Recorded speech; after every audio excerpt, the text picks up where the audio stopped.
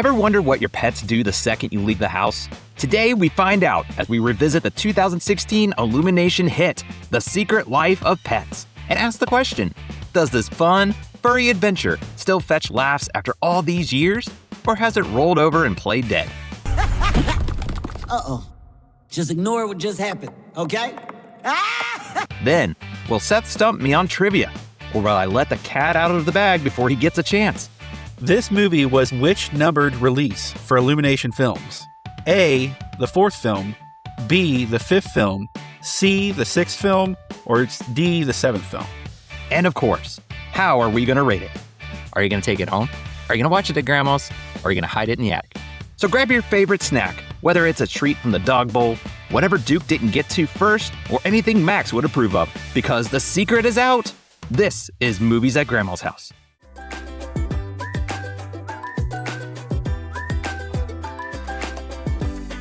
Hello, please come in. There's some fresh cookies in the cookie jar. There's a pitcher of Kool-Aid on the counter. Have a seat and make yourself comfortable. This is Movies at Grandma's House, where we'd love to revisit the movies from our childhood to answer the question, does it still hold up? And is it family-friendly enough that even Grandma will enjoy? And I'm your host, Isaac. That ball of fluff's got a screw loose. And this is Seth. It's poo-poo with a dash of caca. Welcome everyone to Grandma's house. It's great to see you, Seth. How you doing? I'm doing great. How are you? I'm doing wonderful. This is going to be a fun one to consider. Looking back at the time, it's a more recent, but it isn't. It's kind of funny as we look at how time flies by. But again, as a reminder for the ones at home, what is Grandma putting on for us to watch this visit? The Secret Life of Pets. So if you've never seen this film before, you don't want anything spoiled, we are going into spoiler territory, so consider yourself warned. Well, before we get into this, let's get comfy. Let's get our snacks. Seth, do you got your snacks ready? I've got Big Poppins. Movies at Grandma's House Punch Aid. That's it. Yes. So big shout out to Big Poppin'. They have our Kool-Aid flavored kettle corn. So if you're in the Ohio area, make sure you check them out. We'll have the links where you can follow where they're going to be at. They do all these different events in Ohio. Lots of fun stuff there. So be sure to check them out.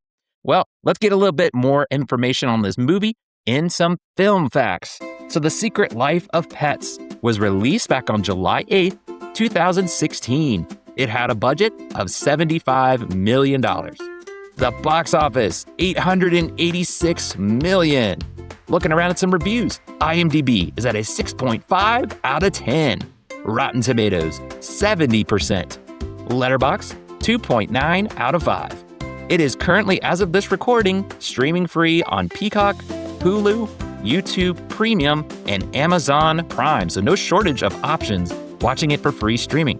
It stars Louis C.K., Eric Stonestreet, Kevin Hart, Jenny Slate, and many more. It's in association with Illumination Entertainment and Universal Pictures. And finally, we have to hear, how does Grandma rate this one?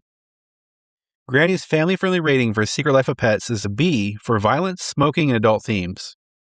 Yeah, so pretty mild there, just your typical, I feels like a lot of these animated movies like Family, they've got maybe a little here, there, but for the most part, it's pretty much what you'd come to expect, especially with Illumination. You might have that moments of peril, those types of things, that cartoon violence, whatever you want to say, but definitely not something that's going to make Grandma too weary out overall. But what do you think, Seth? There's some interesting film facts here. What kind of sticks out to you? Really, the budget. I forgot that it was that high. I can see why it was. They had everybody and their brother in this film.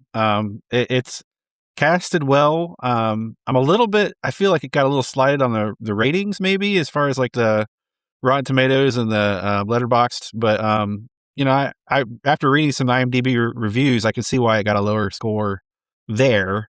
But that it's a little shocking to me because this is one that I over the years have seen many times. Gotcha. Yeah, it's interesting when you look at reviews. That's what's nice is when we put the film facts together, it gives you kind of a picture overall. It's not just one site. We got IMDb, Rotten Tomatoes, Letterboxd, those types of things. And sometimes you see that, like it's kind of you can't predict it. Like you think, this one's decent. And then you come to look at it and then actually had a different kind of feedback going on. So I'm with you on that. That's what kind of jumps out to me.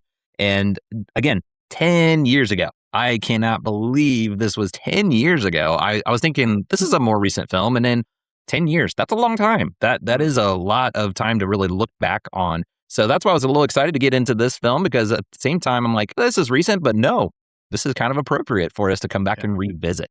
But we want to hear from you. So make sure you comment down below your memories, your ratings, all that. We'd love to hear from you. We see you out there. So let's jump into this, Seth. Again, 10 years ago. So curious, what are your first memories with this film?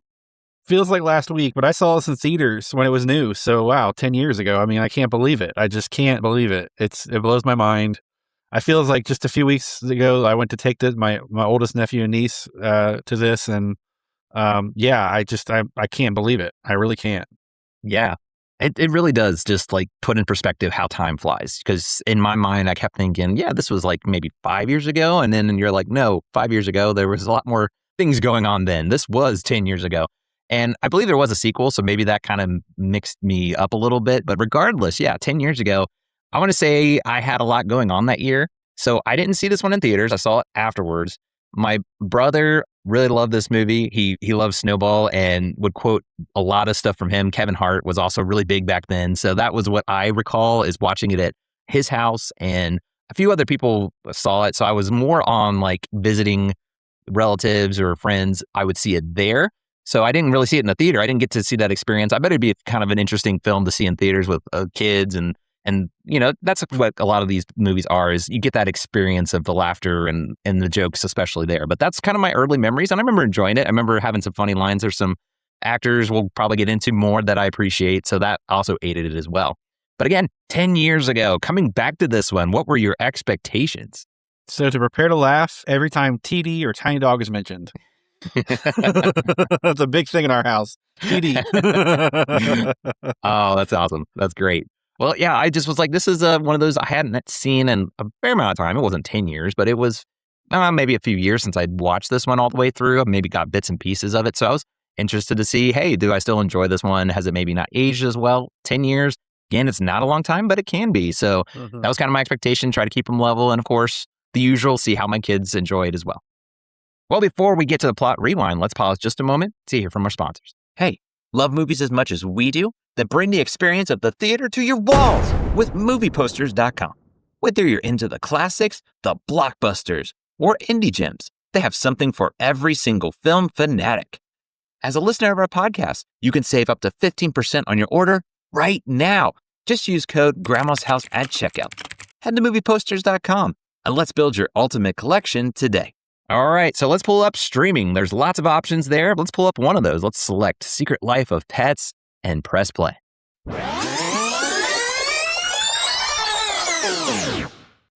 Do you ever wonder what your pets do when you're away from home? You don't have to guess in this 10-year-old gem. Max lives a fun life until one day Katie brings home Duke, a big dog who wants to take Max's attention away.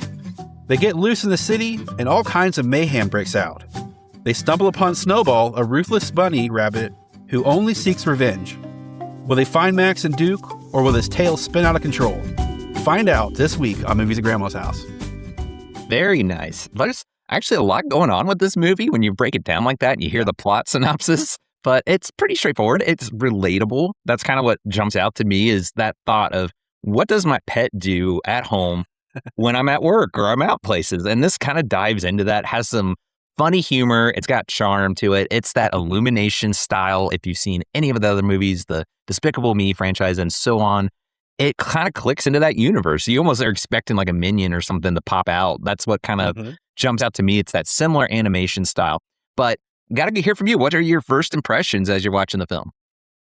So it's told from a little bit of a unique perspective, which I think is really neat. I love the comedy and the voiceovers, but the animation was very nice, and I appreciate that. It holds up very well today. Just saying 10 years, it's amazing how good it looks, in my opinion. Yeah, I would say this is one of their stronger movies animation-wise, as far as things looking crisp and clean. There's a lot of shots of water because this is in the city, right there on like the river, lake, whatever.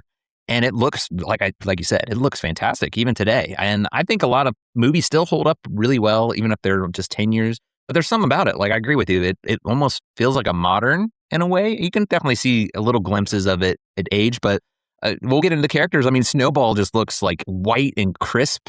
like that character alone, but you can go through each one. They all look great. I like their style. I like how they look and what their mannerisms are, the way the comedy builds into that slapstick at times.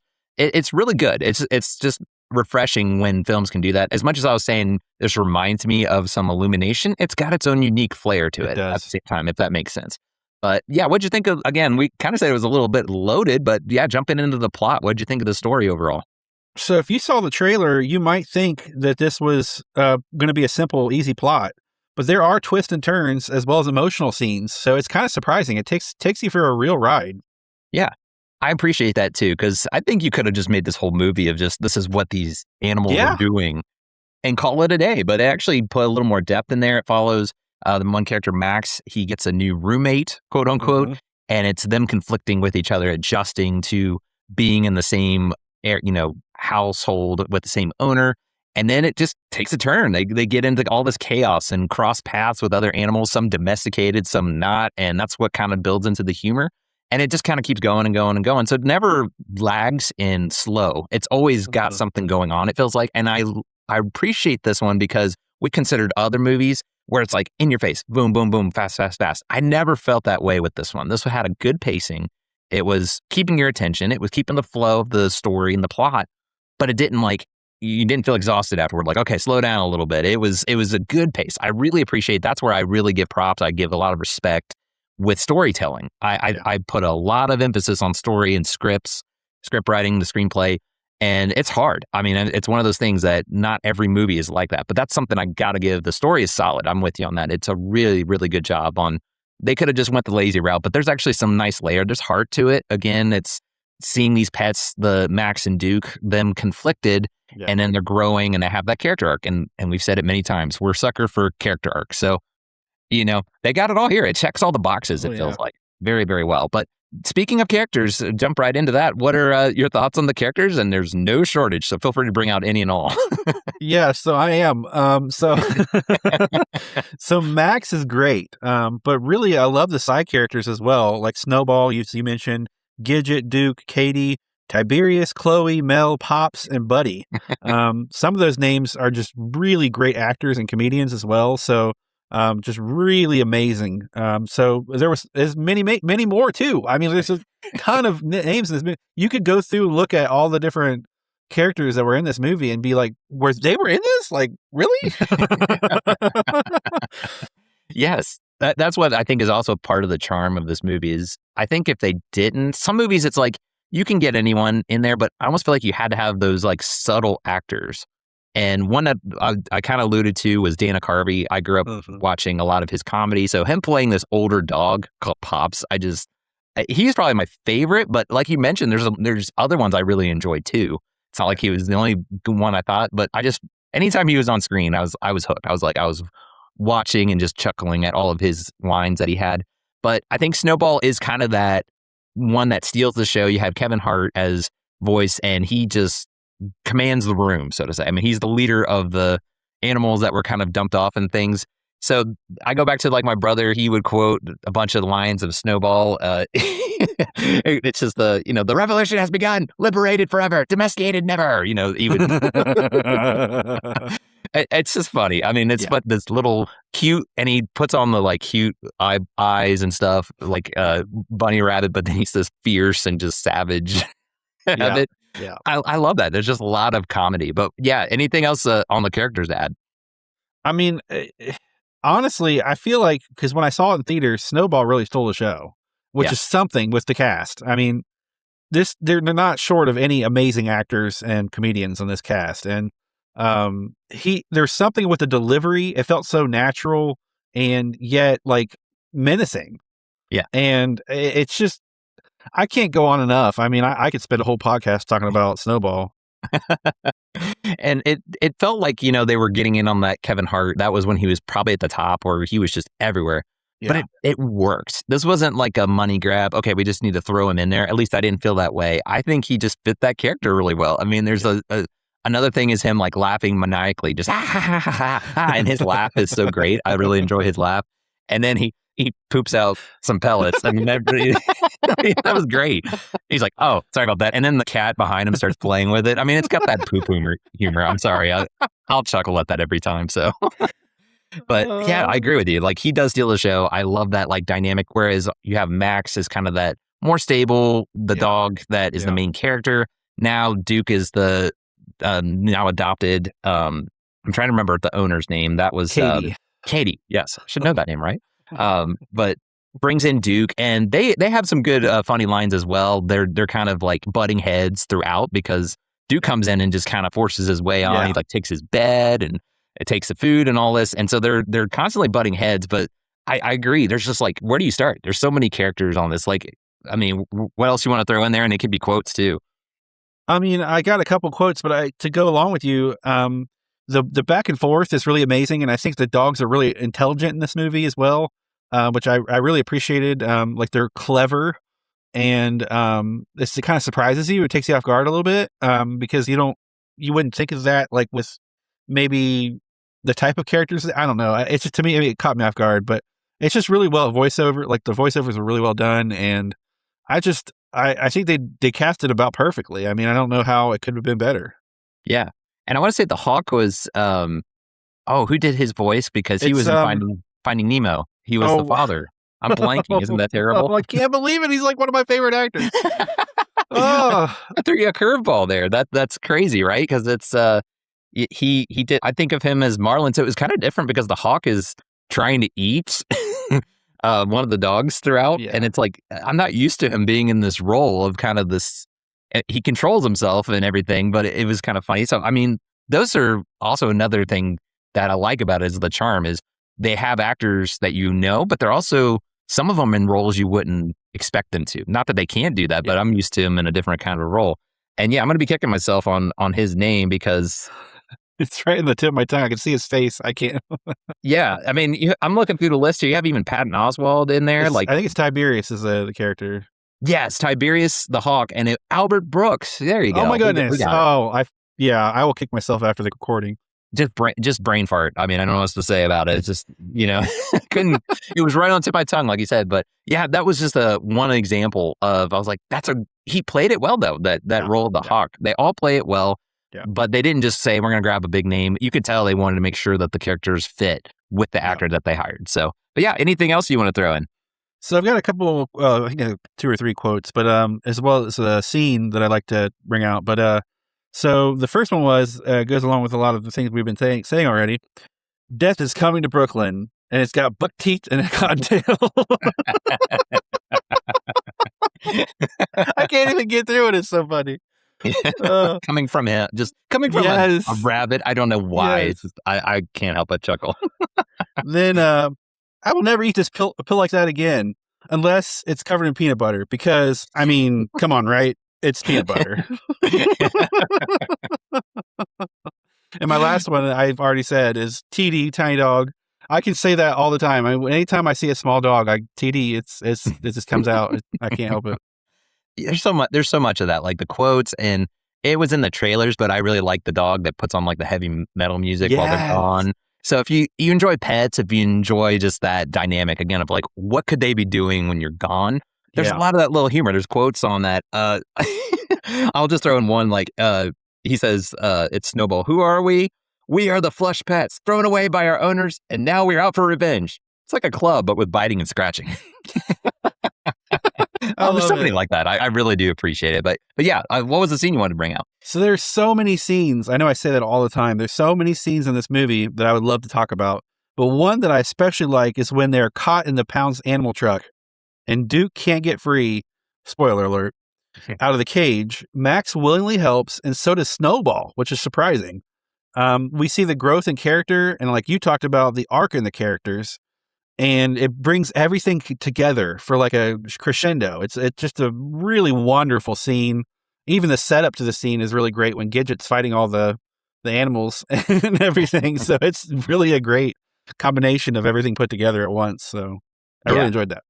Yeah, I enjoyed that too. It's, again, got heart. It's got some dramatic parts, and it doesn't overdo it. Again, I go back to, it just has a nice balance. I would say this has a good amount of the humor. It's got a good amount of the heart, and it's just put into a nice, I mean, what else do you want? I mean, it's original concept too. Like, I never really thought of, what are our pets doing? That concept alone is original. But the way they developed that, I really appreciate it. They did a really good job. I was looking at some reviews, but go ahead. What were you going to say? I was just going to say another scene is the sausage factory, which is just absolutely hilarious and well animated for sure. Go ahead with what you were going to say. I'm sorry. Yes, that's the humor. I love that scene too. The sausage, and it's I don't know. It's got a good like slapstick. It's got some great witty humor, but then it's also those kinds of scenes with the sausage factory where they're just like, whoa, that's great. But I think maybe there are some like, as much as I was saying it has a good pacing, I think I was seeing on some reviews there might be some slow bits here and there. Maybe people just couldn't get into it. They lost interest. And I can see that. I might have done that a few times, but I wasn't like, oh, this is ruined for me. I can't enjoy this movie. It was just the pacing. You can't just be at full throttle all the time. So, I mean, take it how you will and watch for yourself. Maybe you'll feel that way. I don't think it bothered me too much, though. That's one thing I would point out. I would say in theaters, I think there was less of that fading out kind of stuff because it was so encapsulating. Like all the action kept it forward and the dialogue moved it forward as well. So like I think in theaters, it's a little bit different than a home experience. I won't normally say that because I almost prefer home now. Yeah. But yeah, I think that made a big difference. Yeah, I agree. I think that's something we'll get into when we do our rating. Like there is a difference if you're watching this maybe by yourself or at home compared to people. So that's maybe another thing to keep in mind if you're going to watch this for the first time. All right. Well, I'm interested to hear 10 years ago, there's got to be some fun facts. So let's hear it. So this was the first movie, and this is going to blow your mind, the first movie to open over $100 million in the United States that is not a sequel nor based on previously published material. It's completely original. Not animated, not just period. There's no book. There's no other movie this was the first to reach $100 million in the U.S. that was not a sequel or based on a previously published material. Now, so that's pretty amazing. That's insane. Yeah. Think of how many movies have come before that, 10 years prior. But like with like the Avengers and stuff like that, that's all comic books. And so that's previously published material. Like with all the other stuff, there's books and things, but this was completely original. If that was trivia, I would have been like, no way. There's I thought about putting that as a trivia question. Crazy. That's crazy. Wow. That's an interesting one. Wow. Yeah.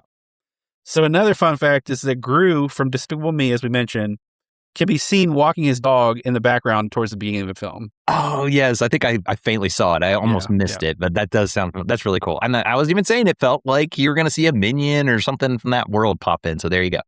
And I think you're going to agree with me on this one. So Will Smith and Chris Rock were considered for the role of Snowball. Both would have been great, but Kevin Hart was perfect. Absolutely. I just don't know if they could have quite delivered. They would have worked. Like I agree with you, but it would have still been good. But it's just perfect with him. There was something about after I was done seeing the movie, like I wanted to see more of him. Yes. Yeah. They could have done a spinoff. I'm surprised they haven't actually of like a TV show or something because there's just something about Kevin Hart. He's able to get really intense and really in your face, and then he can be like, help me, I'm in trouble. You know, he's able to turn that on so well. And it's not to say that Will Smith, Chris Rock can do it, but that's kind of his thing, and that matches Snowball's character so well. So I think they got it down. All right, I hope this makes sense, but it's time for our fun fact trivia question. Are you ready? I'm ready. I hope I can keep the streak going. All right, it's multiple choice. Oh, here we go. Throwing in a curveball. Yeah. So I hope this makes sense, because it makes sense to me, so I hope it makes sense to you. All right. This movie was which numbered release for Illumination Films? So out of like all the releases, which number was it? So how many total films was this for the company? A, the 4th film, B, the 5th film, C, the 6th film, or D, the 7th film? Okay. So 4 is the lowest. Okay. Because Despicable Me 1 and 2, and then there had to be a Minions, at least one in there. And I'm blanking on their other movie, their other property, because then they have 1, 2. I'm going to go with 5. Are you sure you're locking that in? You're giving me another chance. I'm gonna say, if you're going to let me, I'll change it to 4. Okay, I'm so sorry. It was 6. Oh, it was 6. Oh, I missed the 6th film, yeah. I don't remember actually the order of them, but you got most of them, yeah. Yeah, at least half, because I was like, Despicable Me 1 and 2, Minions, and then I'm obviously missing 2 more because it was the 6th one. So what was the other one now? I can look real quick, but oh my goodness. I don't remember. Because Despicable Me was such a smash hit. They obviously made the sequel. They made the Minions. I mean, that was a given. I remember even with the first one, they were going to probably have a sequel. I thought, yep, there's probably going to be one. So that was an obvious one. But maybe the third one released before then, or I'm thinking of another. Wow. Well, be sure you comment below if you know too. So there should be 5 films So before. Despicable Me, Hop, The Lorax, Despicable Me 2, Minions, The Secret Life of Pets, and then all the other ones came out. That's it. Okay. Lorax is what I was. That's it. And I saw that in theaters. It's funny I didn't see this one, but I saw Lorax in theaters. Can't tell you why, but I did. That's just how things worked out. So, all right. Well, you stumped me this time, Seth. I'm sorry. I had to bring the curveball in there. No, it's all a part of the game. So you get the victory this time. We'll see how I'd fare next time, though. But that's interesting. 6. You've had like 20 in a row, so I was due. I was definitely due. Well, there you go, folks. I'm interested. Comment below if you got that correct. I don't want to feel like I'm the only person that got that wrong. So make sure you comment as well what you think on that. All right. Well, we also like to look around the net, just kind of get a feedback. We touched on a little bit, but Seth, what kind of reviews are you seeing out there? We got another repeat offender. It's Plankton Rules said, starts off amazingly, then quickly loses momentum, 6 out of 10. Okay. So that's what I was kind of hearing, a little bit of that. Just, I don't know. There's something maybe off that wasn't catching people's attention. And I kind of see that. Like, it does kind of change a little bit of, here's a bunch of animals doing all this different stuff. And then it's more focused on Max and Duke and them trying to get back home because they're separated. So I could see that. But I mean, that's what I was also hearing a lot of too. This one I'm not sure I agree with, but Purple Gems 3 says, The Secret Life of Meh, 5 out of 10. Secret Life of Meh. I'm imagining them saying it like that. Meh. I could kind of see that. I did sense a few scenes that kind of slowed down. Maybe that just didn't capture their attention. And hey, that's each person's experience. But they still give it a 5. And I would say that's not a great rating. It's just average. So that's just how they feel about it. Yeah. So I try to get a little bit of everything. So Daly's Man said, worth the watch, 10 out of 10. Whoa, 10. Yeah. Just like that. Worth the watch. I think you got to check this out for sure. You got to just see, maybe you have that experience of, it's not long either. It's short. It's a very short movie and it moves pretty quickly. And I think it's a good way to, an hour and a half, spend an hour and a half of your life. Yeah. We're kind of big on that. We considered 3-hour movies on this podcast, and we kind of enjoy the shorter ones. It's not everything, but it does kind of. There's no pattern there at all. No. Can you imagine a 3-hour animated movie, not a musical? Oh my goodness! Oh my goodness! So that is a pro. That is a good one. That is a great. I'm glad you mentioned that as well. It is on the shorter side, which most of them are, but there are some that do push it a little bit. So, hey, to each their own. But that kind of gives us an idea of the reviews. Now, what we also like to do is we like to put movies through the kid test. So I have kids 10 and under. So kind of going through, my oldest said it is a top 10 favorite movie of his. But he did say there was a few dark spots for little kids. And there is. Yeah, there we are. didn't touch on that. We were kind of talking about it. I will admit I did laugh at those dark moments because they're at one point wanting them to be bitten by this viper to kind of show their like... And I probably laughed the hardest at that one. I don't know why I didn't bring that up before, but when all the bricks keep falling on the viper, and then Snowball is just like, no, not the viper. And he's just, it's terrible. Another quote I thought of just now because you said it was, R.I.P. Ricky. That whole running gag. I mean, it's terrible. It's dark. It's dark and terrible. They're like, oh, you're a savage just like Ricky. R.I.P. Ricky. Like... It's dark. It is dark. So I was in agreement with my oldest, my 10-year-old. I was like, yeah, that is kind of dark. I mean, but he liked it enough. It's in his top 10. So that speaks awesome. volume. Yeah. He was laughing throughout. We've seen it a few times, but he really enjoyed it. My next one, he's 8 years old. He said, Leave It at Grandma's, little dark, but good story and silly parts. So kind of same idea. So yeah, I mean, they enjoy it. My next is a 6-year-old. He said, Taken Home.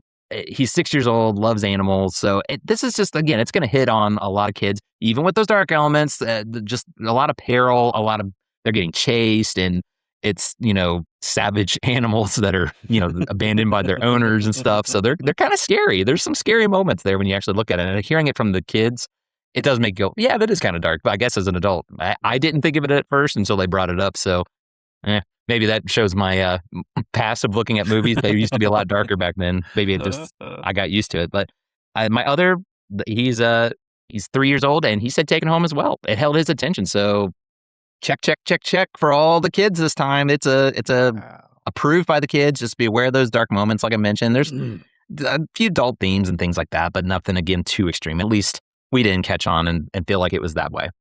Well, let's get down to it. Let's put our official seal, our certification rating. So start with you, Seth. How are you going to rate it? The Secret Life of Pets. Are you going to take it home? Are you going to watch it at Grandma's? Or are you going to hide it in the attic? So I love this from the day I saw it, and I've probably seen it over 10 times, and that's being modest. This should be considered a classic, I do feel. With great voiceovers and lots of laughs, I'm definitely taking this home. Very nice. I wouldn't expect any I would be shocked if you didn't, because you enjoy pets as it is. So even going into this, I was like, this should be one of Seth's favorite, but you never know. You never know. So I kind of got that feeling, but that's awesome. It's actually official. So for me, when I first saw it, I wouldn't say I loved it. I didn't hate it. I think it was really well done, but I probably felt those like slow moments when I first watched it. Now coming back to it with kids, it's a whole different experience. Like, I would say it's still kind of on the borderline, but I'm going to give you my official. I'm going to take this one home because it needs some respect. I think this is a well done movie. It has a fun concept. I go back to, they could have just, here's a bunch of animals doing random stuff. And I think that would have been entertaining. Yeah. It would have been great. And just call it a day, but they didn't. They actually developed a very solid story. You come across all these different animals along with, at the beginning.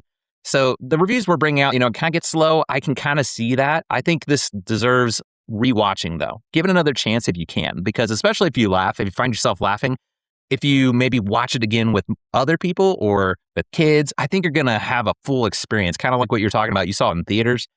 I would say this definitely needs to be in a group setting. I think you're going to at least appreciate it, have more fun with it. And it's not to say you can on your own or maybe in different age groups, but definitely watch this with kids if you have not seen it. That's my recommendation anyway. Well, there you go, folks. Another film in the books. This was a lot of fun. Love to talk about this one. There's so many jokes we didn't even get to. There's so many. Yeah. Oh, yeah. So many. This is one of those films, if you like those kind of movies with lots of quotes, lots of funny gags, you're going to have a great time. So can't recommend this enough. If you've not seen it, go check it out. It's streaming multiple places too, so no shortage on where you can see it. But before we go, Seth, why don't you tell the good people where they can find and connect with us?